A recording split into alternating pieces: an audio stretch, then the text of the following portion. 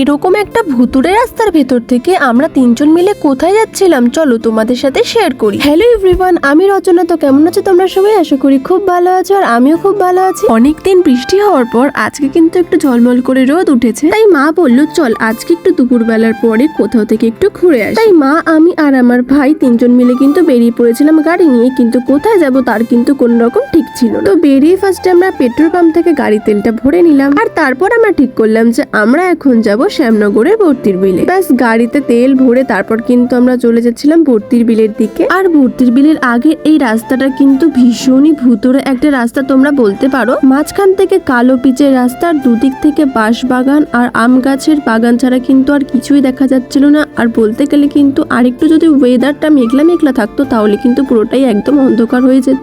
প্রথম কিন্তু একটু যেতে ভয় লাগছিল, তারপর আমি অনেক ভিডিওতে দেখেছি যে না, অনেকেই কিন্তু এই রাস্তা থেকে যায়, এই রাস্তা থেকে অ্যাকচুয়ালি শ্যামনগরের ভর্তির বিলে যেতে হয়। তারপর দেখো আমি এখানে চলে এসেছিলাম শ্যামনগরের ভর্তির বিলে, আর তোমরা আমার ভিডিও দেখে বুঝতেই পারছো যে জায়গাটা কতটা সুন্দর। আসলে এই জায়গাটা বর্ষাকালে ভালো লাগে। আর এখানে দেখো আমার মা দাঁড়িয়ে দাঁড়িয়ে মাছ দেখছি। এই ডোবাটায় অনেক মাছ ছিল, কিন্তু আমি একটু সামনে যেতে ভয় পাচ্ছিলাম বলে তোমাদের হয়তো পুরোটা ঠিক করে দেখাতে পারলাম না। তারপর আমরা তিনজন মিলে আবার বাড়ি ফেরার জন্য বেরিয়ে পড়েছিলাম। তো তোমাদের আমার ওই মিনি ব্লগটা কেমন লাগলো অবশ্যই কিন্তু কমেন্টে জানিও। তো চলো দেখা হবে নেক্সট ব্লগে।